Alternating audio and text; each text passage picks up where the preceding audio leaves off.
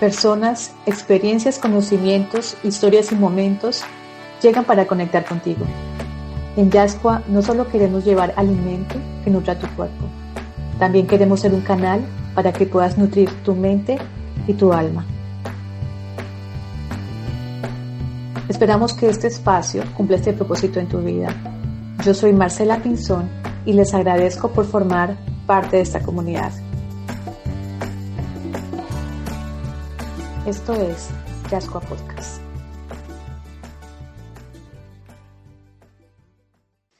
Jorge Galindo es psicólogo clínico, investigador y profesor universitario. Desde Barranquilla hace una gran labor como psicoterapeuta, coordinador de investigaciones y autor. Jorge ama su profesión profundamente. Igualmente ama la música, especialmente el rock, viajar, la simbología religiosa, tocar el piano, los gatos y perros. Estudia arte y algún día le encantaría ser guía de pinturas en un museo. Jorge odia el maltrato infantil y el maltrato animal. Tenerlo en este espacio ha sido increíble, no solo porque es mi psicoterapeuta desde hace 3 años. Hemos transcurrido un gran camino. También por su gran sensibilidad y su inmensa capacidad para enseñar y conectar con el mundo.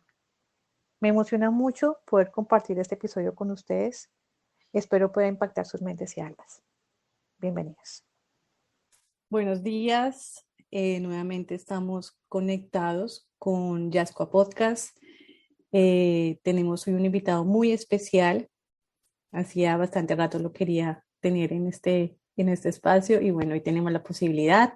Le doy la bienvenida a Jorge Galindo. Jorge Galindo es psicoterapeuta, es mi psicoterapeuta. Entonces, pues nada, estoy muy contenta que él haga parte de esta temporada, donde arrancamos con él un tema que me interesa mucho, está alrededor de la salud mental y el estudio de la mente. Entonces, empezamos este ciclo de episodios con Jorge. Jorge, te doy la bienvenida, muchas gracias por estar en Yascua Podcast. Bueno, muchas gracias por haberme invitado, a ti y a todos los que nos van a estar escuchando. Mi nombre es Jorge Iván Galindo. Yo soy psicólogo de la Universidad Metropolitana, especialista y magíster en psicología clínica de la Universidad del Norte, miembro del Círculo Psicoanalítico del Litoral Caribe. Me he dedicado a la docencia durante más de 20 años. También trabajé 15 años con desplazados y poblaciones del conflicto armado. Mi trabajo ha estado en Colombia, en Ecuador, en Panamá, en México sobre todo. Y también me gusta mucho escribir y soy autor de 7 libros en el campo de psicología. Ok. Bueno, Jorge, contigo empezamos entonces un ciclo de salud mental, ¿sí? Eh, y bueno, parte de que yo te haya invitado a esto es porque eh, estamos en un país o hacemos parte de una sociedad donde la salud mental se ha minimizado, ¿sí? Donde de alguna forma hay como temor, hay como, sí, como demasiados prejuicios alrededor de esto. Entonces, quisiera más o menos para empezar que nos definieras qué es un psicólogo, qué hace un psicólogo, cuál es su función. Bueno, un psicólogo en forma general es alguien que estudia el comportamiento y la mente. Y esto ya empezó complicado, porque empezamos con comportamiento y mente. Y cuando hablamos de salud mental, pareciera que habláramos de la mente y dónde quedó el cuerpo. Uh-huh. Entonces, la psicología siempre ha estado como atravesada por ese tema, de tratar de entender que somos mente y cuerpo a la vez. Uh-huh. Aunque la forma de decirlo siempre nos lleva a hablar o de la mente o del cuerpo. Uh-huh. Y en ese sentido, para hablar de salud mental en Colombia, entonces yo prefiero hablar de salud para que no quede la mente solita. Hablar de salud en Colombia es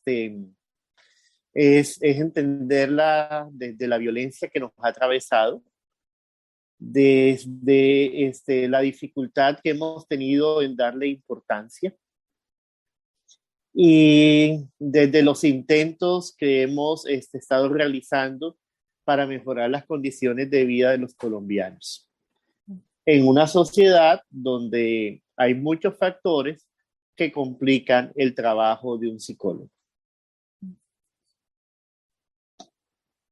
Bueno, para contextualizar un poco, para las personas que no saben absolutamente nada de psicología, ¿sí?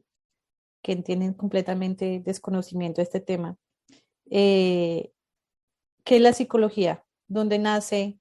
¿Sí? ¿En qué momento empieza a aparecer como opción de estudio? Bueno, la psicología tiene su base en la filosofía, por un lado. Desde que existe humanidad hemos estado pensando el tema de la mente y del bienestar mental. Uh-huh. Uno puede leer a Sócrates, a Platón, a Aristóteles y a todos estos filósofos griegos. Uno puede leer a la filosofía en surgimiento ya medieval o la filosofía moderna. Uh-huh. Y uno encuentra ahí las bases de personas que tratan de pensar qué es el bienestar psicológico, qué es el bienestar mental, cómo poder vivir mejor, cómo relacionarnos mejor con nosotros mismos, con las otras personas o con el medio ambiente. Y ahí tú encuentras la esencia de lo que sería la psicología.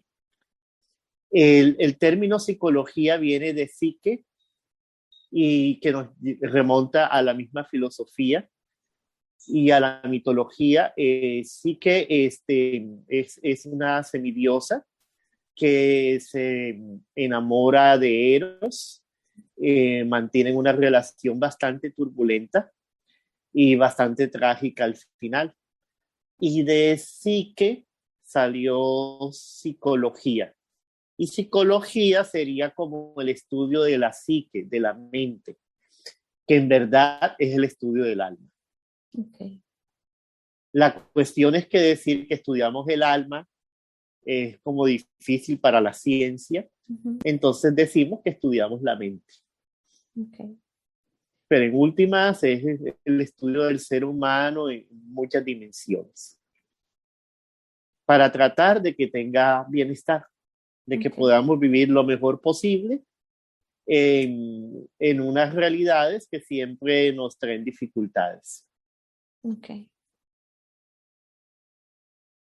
De pronto te preguntabas por el surgimiento formal, ¿no? O sea, sí, claro. Formalmente, ¿cómo surgió? Uh-huh. Mira, surgió en un lugar que hoy en día pensamos que es como distante uh-huh. para muchos. La psicología surgió en laboratorios. Okay.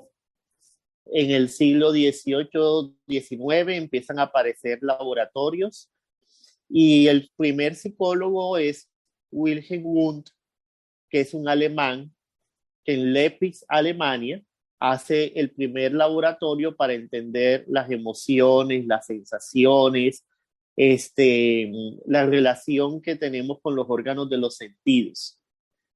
Y de ahí, de ese laboratorio, viene el surgimiento de la psicología. Uh-huh.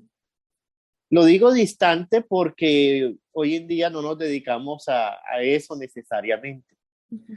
Tomó cierto tiempo que la psicología saliera de los laboratorios a tener como una funcionalidad en la vida de las personas. Uh-huh. Y ahí viene una corriente psicológica que es el funcionalismo, muy norteamericana, que fue la que permitió que esos estudios pasaran a las escuelas, pasaran a las empresas, pasaran a las comunidades, pasaran a la vida social. Ahora, psicología no es psicoterapia. Okay. La psicoterapia tiene otro camino y es un camino más de médicos. Los primeros psicoterapeutas eran médicos. Uh-huh. Luego, ya en el siglo XX, empezamos a pensar que los psicólogos podrían ser psicoterapeutas. Pero un psicólogo, en esencia, es alguien que estudia el comportamiento humano, no alguien que hace psicoterapia. Okay. Fue en el siglo XX con mucha discusión y mucha pelea, porque los médicos no querían soltar la psicoterapia para que le ejercieran también los psicólogos. Pero dándole al tema, se permitió que los psicólogos fueran psicoterapeutas. Al principio, los únicos que hacían psicoterapias eran los psiquiatras. Okay. Y mira cómo es la vida. Luego aparecieron los trabajadores sociales. Uh-huh. Y los trabajadores sociales dijeron que ellos podrían hacer psicoterapia familiar. Adivina quiénes fueron los primeros que dijeron que no, los psicólogos. Entonces los psicólogos a decir que los trabajadores sociales no podían hacer psicoterapia familiar. Uh-huh. Después de mucha discusión, hoy en día se entiende que un trabajador social puede hacer psicoterapia de familia.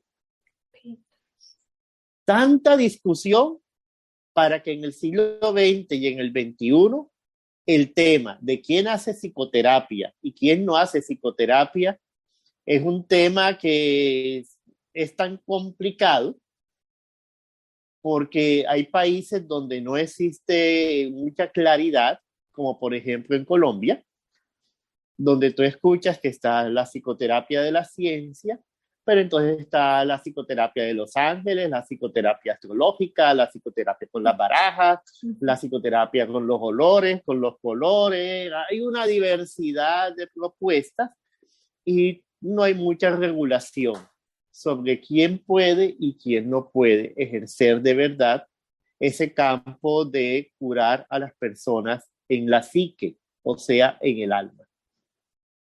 Bueno, y digamos una persona que quiera empezar un proceso psicoterapéutico, ¿sí? Que no tenga ni idea de nada, pero se ve en la necesidad y ve que, o sea, que sí hay una necesidad en su cuerpo, en su organismo para hacer un proceso psicoterapéutico. ¿Cómo esa persona puede encaminarse por el buen camino? O sea, ¿qué pautas puede tener para saber cómo ir por el buen camino? Bueno, yo diría que aquí lo que hay son caminos. Yo digo que el mío es el bueno y los otros también dicen lo mismo de los de ellos. Entonces, bueno, el asunto es que si tú quieres un trabajo profesional y científico, busca a alguien que tenga las certificaciones, que sea psicólogo, que tenga una especialización o una maestría en psicología clínica. Un psiquiatra también puede ser un buen psicoterapeuta, los hay, que son muy buenos. Lo que sí no te recomendaría o no recomendaría es que de todas maneras vas a colocar tu historia, tus emociones, tu privacidad, tu confianza en alguien y que sea un poco responsable contigo mismo y con tu familia sobre la persona que vas a elegir para ese lugar tan importante. Okay. Dentro de la misma psicología hay muchas escuelas y autores. Por ejemplo, no todos trabajan con los autores que yo trabajo. Hay otros que trabajan con otros autores.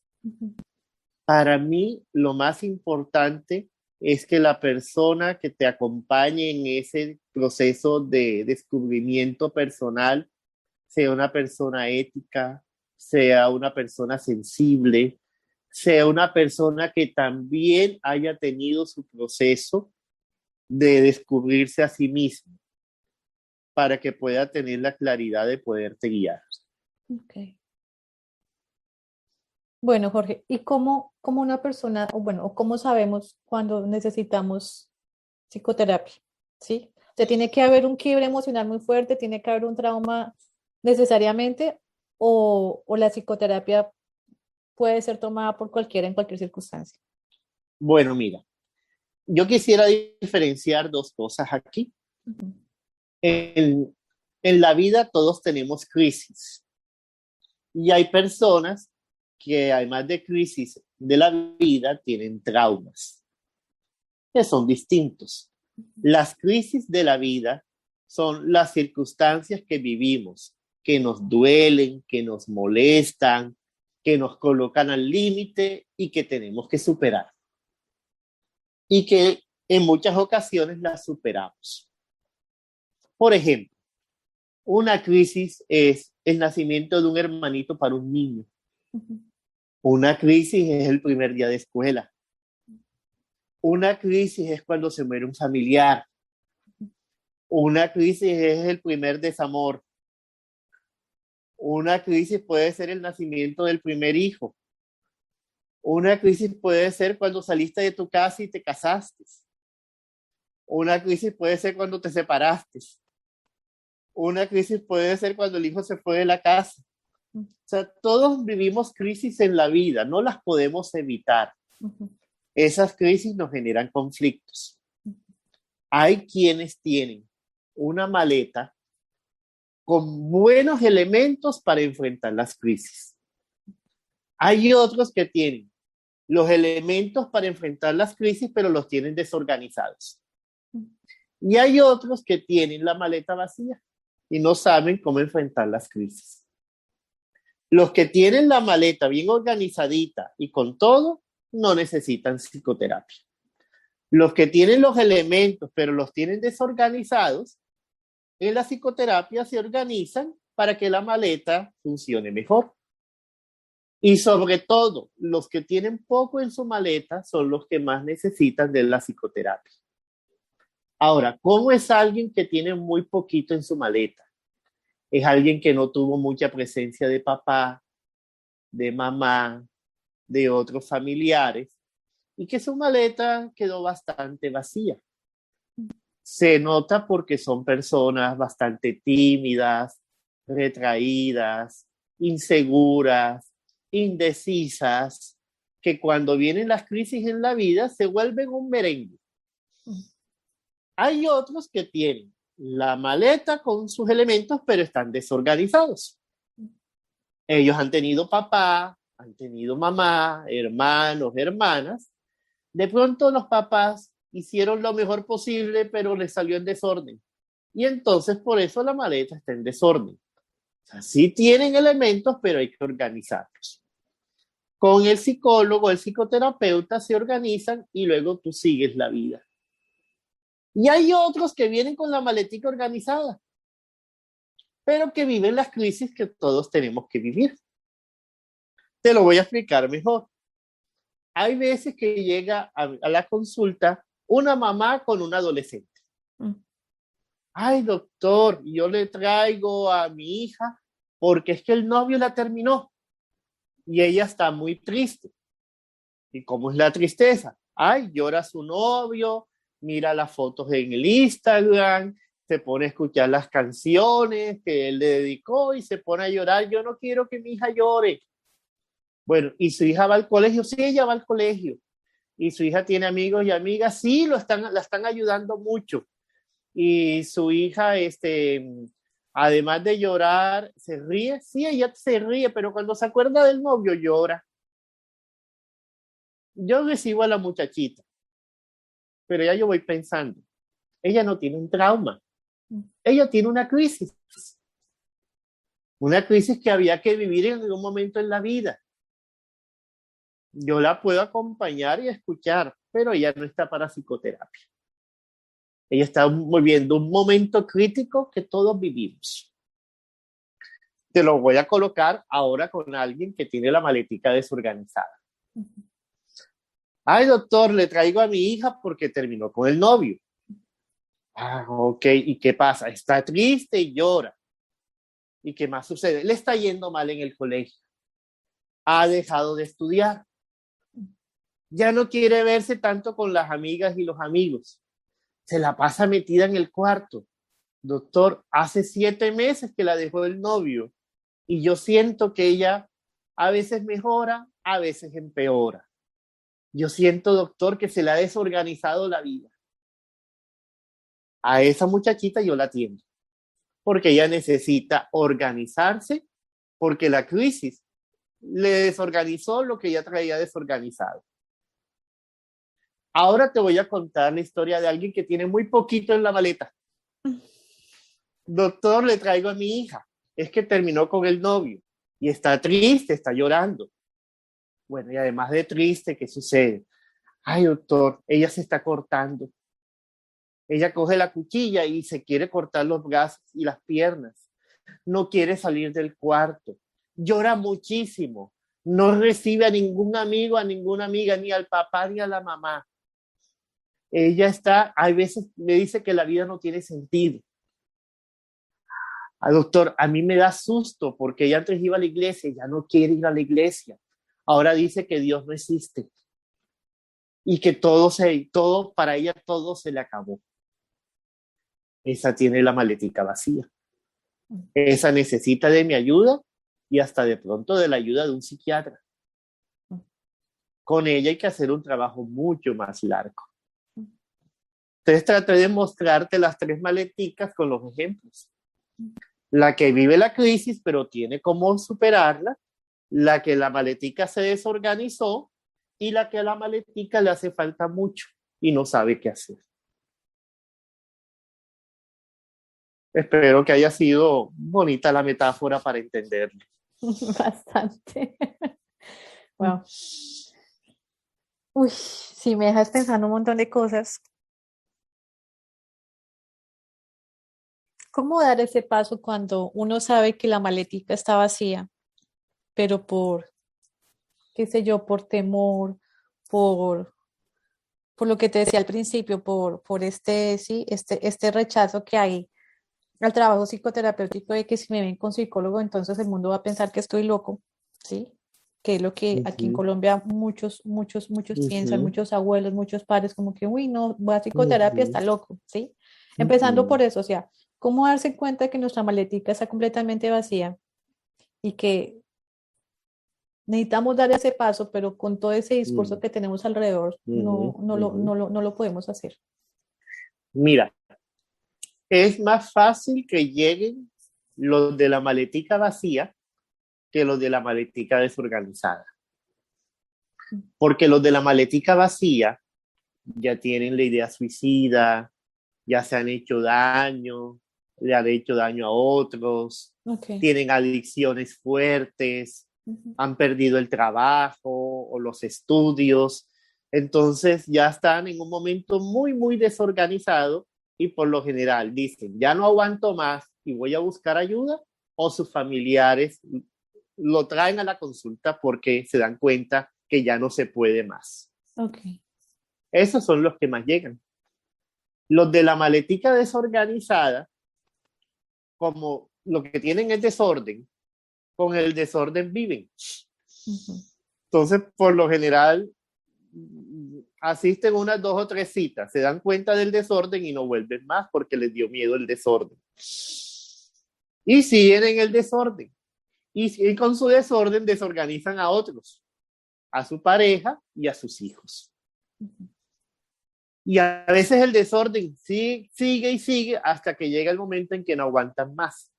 Y cuando llegan a la consulta, esto es el desorden más grande de esta vida. Y uno a veces piensa, ¿por qué no llegaron antes? Porque es que antes se soportaban el desorden. Es decir, hoy en día muchas personas cuando llegan a la consulta es porque ya no pueden más, ya sea por el desorden o por la carencia. Nosotros los psicólogos no solamente hacemos psicoterapia, nosotros también hacemos prevención y promoción en salud.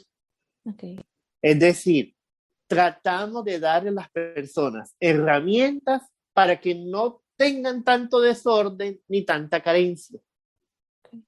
Por eso hacemos charlas, hacemos talleres, trabajamos en los colegios, trabajamos con los padres de familia, con las comunidades, con el gobierno, tratando de promover estilos de vida saludables para que no sea enfermos lo único que recibamos, sino que podamos disminuir tanta dificultad y las personas no tengan ni tantas maletas desordenadas ni tantas maletas en carencia.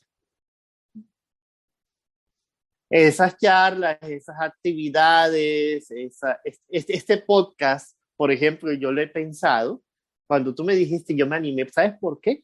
Porque aquí estoy haciendo prevención y promoción. Claro. Es decir, estoy diciéndole a las personas, la salud mental es importante. Sí. Su salud mental es importante no solamente para usted, porque usted también es mamá, usted también es papá, usted es hermano, usted es hermana, usted tiene papás. Y si usted se organiza, ayuda a organizar a los demás. Pero si usted está desorganizado, desorganiza a los otros. Entonces, yo siempre me animo a estos espacios porque yo no puedo pensar que atendiendo pacientes que ya están en un momento difícil, estoy haciendo un aporte importante, ¿no? Porque esto es uno por uno. Pero cuando me escuchan en un podcast, me están escuchando muchos. Claro. Y eso es lo que yo busco, decirle a muchos que cuidemos nuestra salud mental.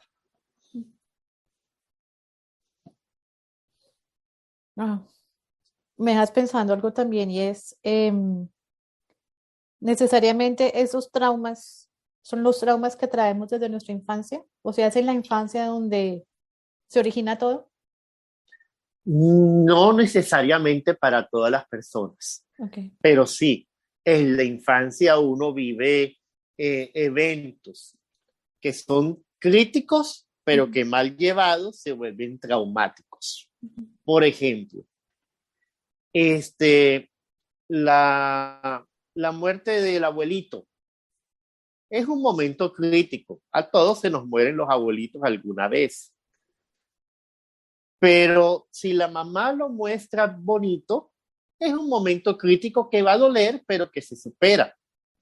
Abuelito ya estaba enfermo, abuelito tenía cáncer, abuelito necesita descansar. No podemos solamente pensar en que queremos ver al abuelito, sino que el abuelito ya por su dolor tenía que irse. Hay quienes le colocan un matiz espiritual, también ayuda. Abuelito está en otro lugar, abuelito desde allá nos acompaña, abuelito te ha dejado un tesoro de tantas cosas lindas. No nos quedemos mirando solamente que él se fue, sino miremos lo que él nos dejó. Y mira qué bonito. Es crítico, duele que se murió el abuelito, pero mira lo que nos dejó. Ahora vamos a alguien que lo vuelve traumático. El abuelito se murió.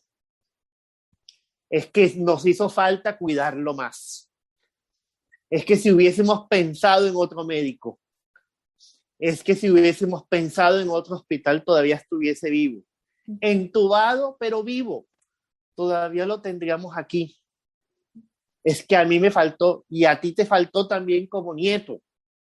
¿Por qué no te quedaste cuidándolo más noches? No, pero tú tenías que pensar en tu colegio y en tus amiguitos. Qué egoísta que eres. Por eso es que el abuelito ya no está contigo. ¿Quién sabe dónde estará? Y estará hasta llorando de que no tuvo un nieto que lo cuidó hasta el último día. Yo no sé qué irás a hacer con esa culpa. Mira qué diferente. Mira cómo algo que es crítico, que es difícil, se convierte en traumático. Atendía hace algunas semanas a una niñita de 7 años, 8 añitos, que la encontraron besándose con una primita. La primita tendría 6 añitos. Estaban dándose unos besitos en la boca. Besitos, sin lengua, sin nada, un besito. Y llegó la tía y la vio y le dijo, son lesbianas, son areperas, mira, a ti no te va a gustar, a ti no te van a gustar los machos, a ti lo que te va a gustar es el chocho, mira cómo estás. Eso, que es una experiencia de la vida, se convirtió en algo traumático. La niñita lloraba y lloraba por lo que le dijo la tía. Estaba pensando la misma situación con una tía que diga algo distinto. Que la ve besándose, luego por aparte habla con cada una de ellas y le dice qué fue lo que sucedió, por qué lo hiciste, qué te motivó a hacerlo, lo viste en algún lugar, y luego decirle, uno tiene curiosidad, sobre todo en esta edad, y esas curiosidades son papá y mamá y los adultos quienes nos acompañan a resolverlas. Y aquí estoy yo para acompañarte a resolver esto. Esta experiencia que has vivido, que no te va a marcar para nada, es una experiencia que los niños y las niñas viven y que yo te voy a ir acompañando a esclarecer. Ya, ahí tú te sientes escuchado, valorado, acompañado, y seguramente esa experiencia fue esa experiencia y después ya se olvidó, porque no tuvo toda esa marca traumática que le colocaron a esta niña. Entonces, hay veces no son solamente los momentos críticos que vivimos, sino la forma como los entendemos o cómo nos los hacen entender. Pero no he respondido por completo tu pregunta, porque están entonces las experiencias infantiles, pero nosotros en la vida de adolescentes o de adultos también vivimos experiencias que nos marcan. Un desastre natural, una pérdida económica, un fracaso laboral, un fracaso de pareja. Aunque somos adolescentes o adultos, nos marcan. Y es muy posible que la forma como lo interpretemos tenga que ver con qué es lo que traemos en la maleta, y esa maleta la conformamos desde la infancia. Ahora me surge una pregunta y es, no solamente es el caso colombiano, porque obviamente eso se vive en todo lado, pero veo que hacemos frente a repeticiones, ¿sí? Por lo menos la mayoría de los colombianos, por lo menos las generaciones, podemos hablar de la mía hacia atrás, ¿sí? Estas, bueno, obviamente hay violencia, pero no tanto como antes. Nacimos en hogares donde fue normal que nos golpearan, ¿sí? Fue normal el castigo físico. Hoy uno escucha muchos adultos que dicen gracias así como a la educación, entre comillas, que recibí en casa, soy un hombre, soy una mujer de bien. Entonces, de alguna forma venimos repitiendo el mismo discurso, venimos repitiendo las mismas maneras, ¿sí?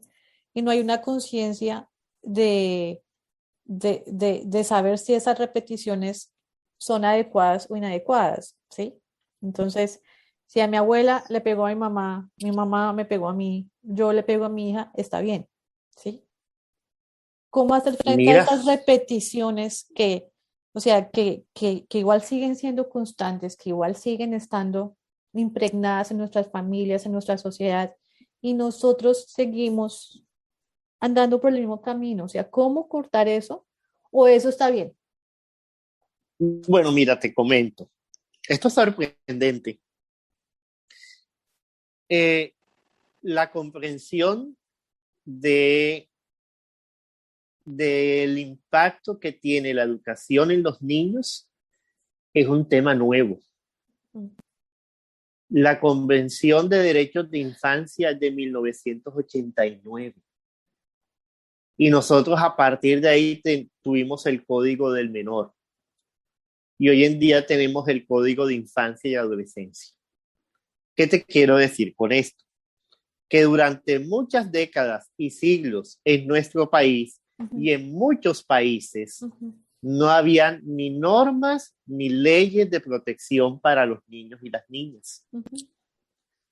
Y que el maltrato físico, el maltrato psicológico, el abuso sexual no tenían legislación hasta no hace mucho tiempo. Y en nuestro país, como en muchos países, los niños y las niñas no eran ciudadanos. Tú te hacías ciudadano cuando tenías 18 años. Entonces te daban la cédula que te hacía ciudadano. Antes tú no existías legalmente. Eso permitía que los papás hicieran con sus hijos cualquier tipo de cosas. Es más, tú todavía hoy en día vas por la calle y ves que un papá le está pegando fuertísimo a una hija y tú le dices, oiga, lo está maltratando. Y el que te dice, no se meta, es mi hija y yo hago con mi hija lo que me dé la gana. Porque todavía pensamos que los hijos son propiedad de los papás. No hace mucho tiempo entendimos que los niños y las niñas y los adolescentes también son ciudadanos. Ellos también tienen derechos. Ellos también tienen una vida que el Estado debe proteger. Ahí fue donde surgió la tarjeta de identidad. Al menos ya teníamos un numerito. Ahora, ¿te acuerdas la tarjeta de identidad de tu época y de mi época? Ese era un papelito de nada. Las de hoy en día ya tienen fotos. Okay. Y ya se laminan, o sea, cada vez le damos mayor importancia. Okay. Y reconocemos que los niños y las niñas y los adolescentes son ciudadanos. Pero todavía en la mente de muchas personas está que los papás le pueden hacer a los hijos lo que les dé la gana. Por eso fue que surgió el bienestar familiar. El bienestar familiar existe porque si tú no le respetas los derechos a los niños y a las niñas, el Estado debe proteger a sus ciudadanos. Okay. Y entonces el Estado te los quita. Antes no pasaba eso. Antes los padres hacían con sus hijos lo que les daba la gana. Y estaba el maltrato físico, el psicológico, el abandono, la negligencia al tope. Pero no había leyes de protección. Súmale que venimos de un país que hasta hace unos 100 años, 150 años era muy campesino. Y la idea que teníamos de los niños y las niñas es que eran como muy similares a los animales de la finca. Por eso era que la letra con sangre entra. O sea, los niños y las niñas solamente entendían a los golpes, no entendían de otra forma. El árbol que nace torcido jamás su tronco endereza. Es que si tú naciste así, tú eres así y nunca vas a cambiar. Si en el primer examen de matemáticas sacaste un 1, ya tú eres malo para la matemática. Ni te esfuerces, que ya tú saliste así. Y eso no tiene componte. Así se pensaba en la infancia. Se pensaba que los niños tenían entendimiento como a los 11 o 12 años, que antes los niños no entendían, que si sentían no importaba, que si lloraban se les iba a pasar. No se entendía lo que era un niño y una niña, o lo que era un adolescente. En muchos pueblos del país se pensaba que tú tenías entendimiento con la primera comunión, que cuando recibías la hostia te llegaba el entendimiento. ¿Eso a qué llevaba? A que si no entendías había que darte duro, había que darte palo, había que darte fuete, porque tú no entiendes de otra forma. A que los papás dormían y tenían vida sexual con los hijos en la cama. Eso no importa, él no entiende. Y si lo ve, a él se le olvida. Eso quería decir que te daban fuete y palo y duro, que después se te iba a olvidar, que eso no importaba. Las anestesias en los años 20 y 30 en nuestro país para niños no se utilizaban. Las cirugías a los niños se hacían sin anestesia porque aunque dolía, después se le iba a olvidar. Acuérdate de Tom Sawyer, que cuando había que sacarle la muela, amarraban la muela a un hilo y tiraban una puerta donde estaba amarrado el hilo y así te sacaban las muelas. Nosotros es en los años 80, 90 que empezamos a entender más a los niños, a las niñas y los adolescentes. Pero hoy todavía tú vas a las zonas rurales, vas a los pueblos pequeños y ves a esos adultos que todavía siguen pensando que los niños son como las mulas. son como los burritos y que así hay que educarlos. Hace algunos años yo estaba dictando una conferencia en una zona rural y hablé del desarrollo emocional del niño, del desarrollo afectivo del niño, del desarrollo de la inteligencia de los niños y cómo iban avanzando su desarrollo y su inteligencia. Al final de la conferencia, una mamá me dijo, ay, doctor, le agradezco tanto. Yo tengo una niña de 5 años. Yo pensaba que mi niña no entendía. Yo pensaba que mi niña no sentía o que no se daba cuenta de las cosas. Yo he tenido como 8 maridos y con ellos yo me acostaba en la cama y mi hija estaba al lado. Pero yo pensaba que a mi hija eso no se le iba a ocurrir nada. Con razones que yo veo que mi hija ahora se anda pandeando, porque así dicen en el campo, se anda pandeando con otros niños. Ahora estoy preocupada. A mí me dio, Dios. a mí me dio tristeza por los 5 años de esa niña, pero me dio esperanza porque la mamá algo entendió en la conferencia. Algo entendió. Y me di cuenta, esta conferencia valió la pena. Y es posible que le llegue a esta señora y le llegue a otras, que ahora empezaron a darse cuenta que los niños sienten, que los niños piensan, que los niños construyen realidades y que lo que sucede en la infancia nos marca. Lo mismo es con preadolescentes, con adolescentes. ¿Cuántas veces no he escuchado estas personas que dicen, a mí no se me olvida la primera menstruación, porque a mí nadie me explicó nada? Y porque recuerdo que mi mamá cuando vio la menstruación me dijo, te vas a volver una bandida. Entonces, algo que es crítico se vuelve traumático. ¿Qué estamos haciendo? Tratando de transformar el país, tratando de llegar más y más a personas que necesitan nuestra orientación, nuestro acompañamiento, nuestra presencia. Tenemos la expectativa que de aquí a algunas generaciones esto sea mejor para todos. Y ha sido, y hemos hecho cambios. Los indicadores de maltrato físico en nuestro país han bajado muchísimo. Cada vez hay personas que entienden que no hay que pegarles, que no hay que partirles la boca, ni quemarles las manos, como se hacía antes.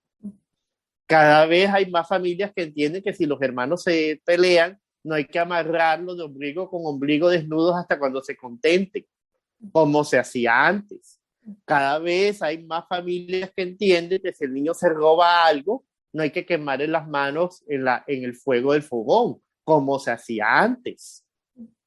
Es decir, hemos ido avanzando. Es posible transformar positivamente a las comunidades. El tema es que hay que ser persistentes y ponerle esfuerzo.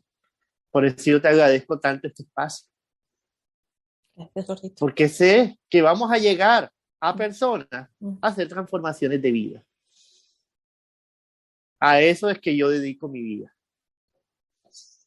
Gracias, Jorge. Jorge, y ahí el Estado, porque, o sea, si vemos que eso es un problema tan complicado, que faltan personas, faltan instrumentos, faltan herramientas, el Estado debería hacer esto un programa de Estado, ¿sí? Debería ser algo completamente fundamental. Sí, y hay programas de atención en salud, y hay leyes, y hay códigos, y hay un montón de papeles, y bastantes papeles. Hay personas que tienen las ganas, que tienen las intenciones, y hacen trabajo hermoso en las comunidades y con las personas. Pero también está lo difícil, porque en la vida siempre está lo difícil. Cuando hay un programa para llegar a los más necesitados, y yo pienso ahí en comunidades vulnerables, en pobreza, en condiciones de violencia, comunidades que están alejadas territorialmente, por lo general el Estado lo que dice es, enviemos a los que nos salgan más baratos para quedarnos con más plata. Okay. En los programas en los que yo he trabajado, ahí yo he trabajado en el programa Pisotón de la Universidad del Norte, decimos lo contrario. A esas comunidades que más necesitan deben llegar los mejores. Así cueste. Ellos son los que necesitan a los doctores, a los que tienen maestría, a los que tienen muchos años de experiencia, a los que tienen mucha sensibilidad, a los que han escrito, a los que han investigado. Esos son los que deben llegar a esos sitios donde más se necesita. No un inexperto que no sabe qué hacer y se vuelve un merengue con los que están vueltos un merengue. Entonces, sí hay disposición, pero a veces hay corrupción, a veces los dineros no llegan donde deben llegar, ni los mejores profesionales llegan a los lugares donde más se necesita. Por dinámicas que tiene el país, no solamente en salud, sino en todos los campos. Pero igual somos un reflejo, ¿no? O sea, somos un estado enfermo, somos una sociedad enferma. Es el mismo espejo. Exacto. Si yo pensara Colombia desde las maleticas, Colombia sería alguien que tiene una maletica entre carente y desorganizada. Y el desorden es la corrupción. Pero aún así insistimos. No damos nuestro brazo a torcer y seguimos trabajando. Es que no nos queda otra cosa más que hacer. Sí. Por los niños, las niñas y los adolescentes no nos podemos rendir. Por las comunidades afectadas por la violencia, el narcotráfico y todas estas barbaridades que suceden, no nos podemos rendir. Ahí siempre vamos a estar. Una persona con una niñez donde ella sufrió abuso, donde ella sufrió maltrato, ¿sí? Donde ella sufrió muchas cosas y ya hoy adulta, ¿esa persona tiene esperanza de recuperar su vida? Esa vida que no estuvo en sus manos, que ya no tuvo decisión. Llegado cierto momento, ¿esa persona puede recuperarse de todo eso? Claro que sí. Claro que sí. Ahora, ¿qué entenderíamos por recuperación? Sería tratar de vivir lo mejor que pueda con la historia que trae. Okay. Muchas personas cuando van a terapia tienen la idea de que en la terapia se les va a olvidar lo doloroso. Se vienen y dicen, yo vengo aquí porque yo me quiero olvidar de ese marido que tuve durante 15 años, que me fue infiel, que me pegaba, que me maltrataba, que no me dio el dinero y que cuando nos separamos me dejó en la calle.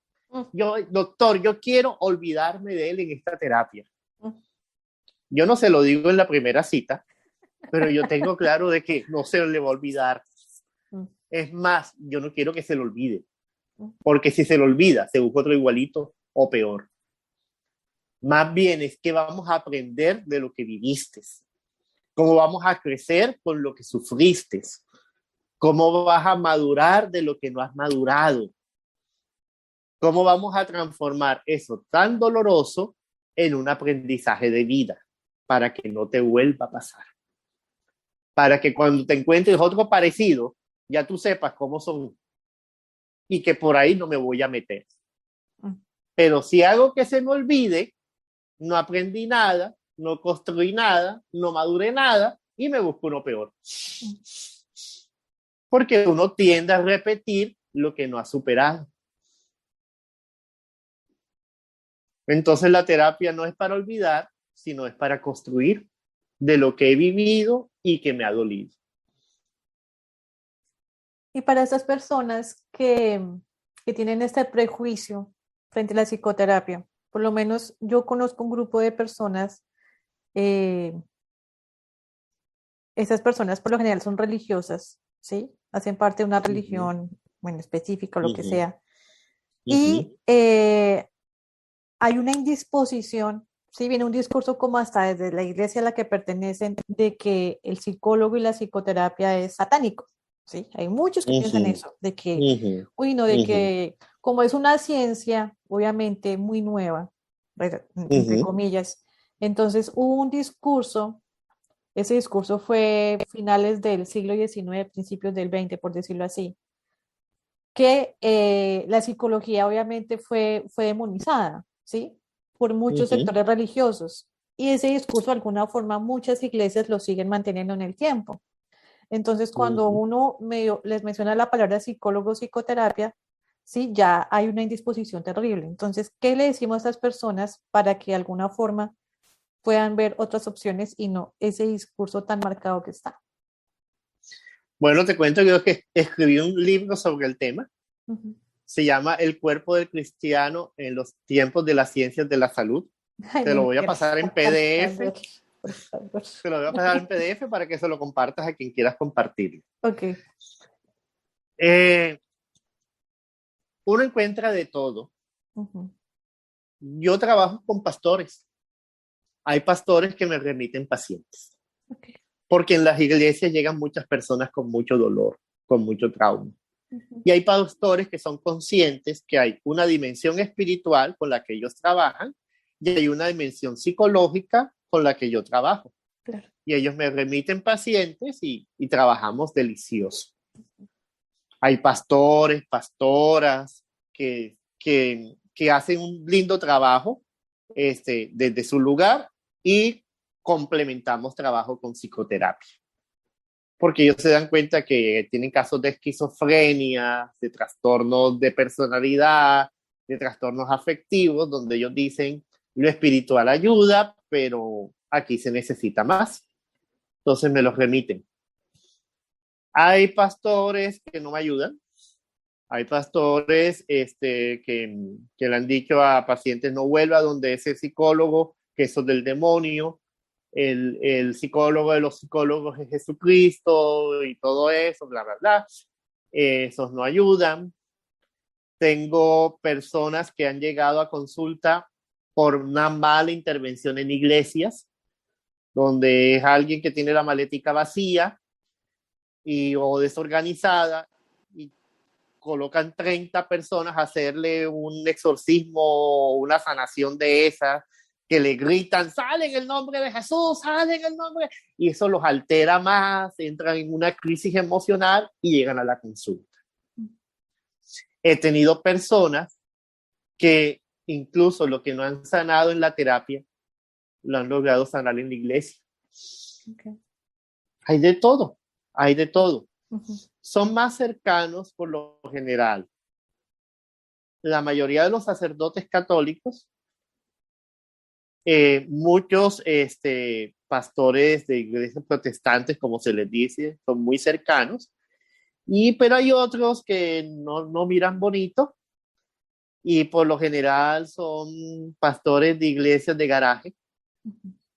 O personas que ya de por sí son fanáticas en sus características de personalidad.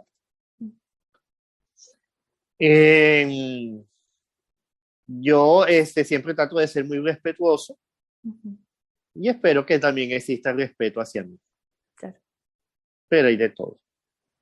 Jorge, ahorita está pasando algo muy interesante con respecto a la salud mental y es que hay un interés universal en este tema. Por lo menos lo que pasó ahorita en los Juegos Olímpicos con esta gimnasta, con Simone Biles. Y ella es como es una de las manifestaciones, de las muchas manifestaciones frente a este tema. Entonces, ¿por qué tú crees que en este momento de nuestras vidas sí hay ese interés y antes no? ¿Cuál fue el quiebre ahí para que hubiera ese interés? Bueno, el interés por el ser humano y su dimensión psicológica ha estado en la historia de la humanidad de muchas formas. Okay. Cuando uno revisa la filosofía griega y romana, uno se encuentra a Platón, a Sócrates, a Aristóteles, y ellos están haciéndose preguntas sobre el ser, sobre la vida, sobre la felicidad, sobre el bienestar.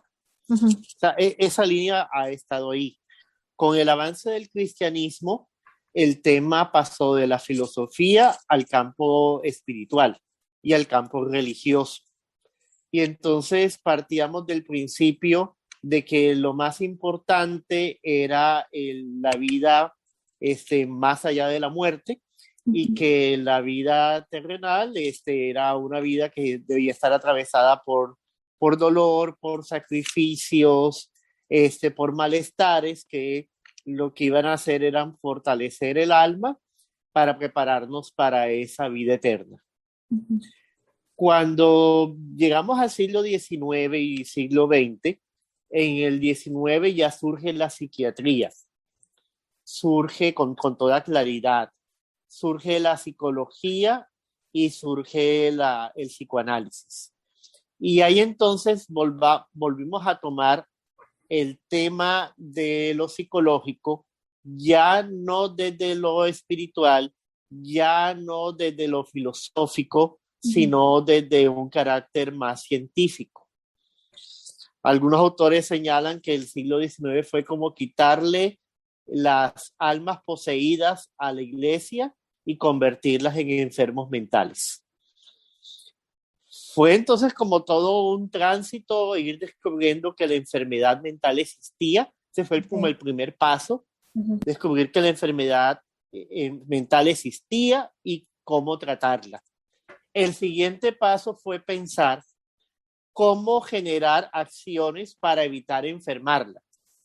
Okay. Y el siguiente paso fue cómo vivir en bienestar. No tanto para no enfermarnos, sino simplemente para poder sentirnos bien con la vida y con nosotros mismos. Nosotros hoy en día estamos en ese momento, tratando de construir estilos de vida saludable. Y ese es un término moderno, estilos de vida saludable. Bienestar es un término moderno. En el medioevo no se hablaba de bienestar. Es más, entre más castigo y culpa, mejor vas para el cielo. Hoy en día se habla de bienestar, hoy en día se habla de calidad de vida, hoy en día se habla de salud mental.